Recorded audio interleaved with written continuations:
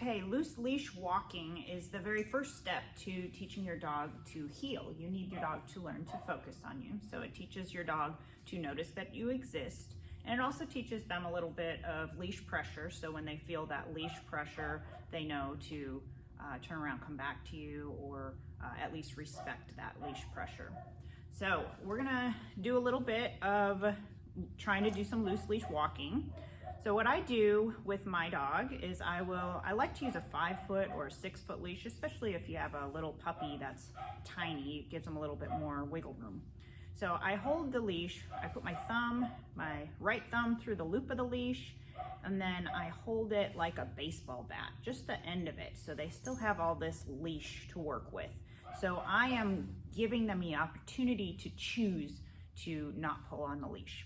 So all I'm gonna do is I'm gonna hold it like a baseball bat, and I'm going to glue my hands to my belly button, and that is for your safety. If you have a really large dog where he's getting bigger and stronger, you're able to use your legs and stay safe without having your arms roll around like this and cause any shoulder injuries. So I just have a regular buckle collar on my dog. I'm going to hold my leash like so, and I would recommend doing this outside, but for the purposes of the wind, I wanted to make sure you could hear me. So I hold my leash in position. I'm gonna pick a spot and I'm gonna walk to it.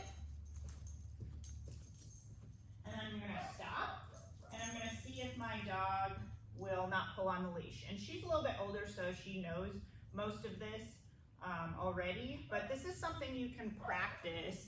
And then I'll find another spot, pick it, and stop. She's doing a lot of sniffing, so I don't really like that. So I'm gonna move around a little bit more.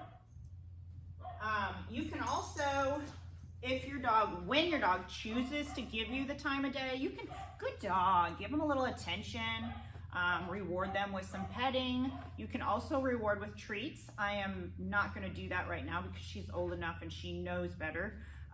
But if you are going to use treats, I don't want you to be luring like this and keeping them on a loose leash just by holding a treat in front of them. I want them to choose to keep a loose leash, and when that happens, then you pull out your treat and reward. So again, pick a spot, I'm going to go to it, I'm going to stop my forward movement, see if she stays with me. She does a fairly good job, but she's sniffing quite a bit, so I'm going to pick another spot. And if she were to go out ahead of me, I would turn and go the opposite direction. She goes left, I go right. She goes forward, I go backwards. And soon she's going to start understanding that she needs to follow my lead and take direction from me. And you can see already I haven't used any food, and she is already paying a little bit better attention to me. So the more spontaneous in your movement, the better attention your dog is going to give you. This is a great way to exercise your dog, give your dog some mental stimulation.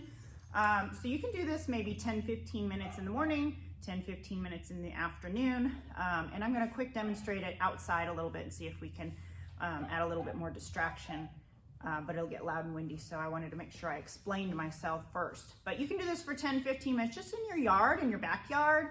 Once your dog does really good with that, then go find a park or a new location and see if your dog can keep a loose leash that way. So that is the very first step of trying to keep a loose leash. And she's very quick. She knows when I stop, she stops. When I move, she needs to move, or she's gonna start feeling a little bit more tension on that leash.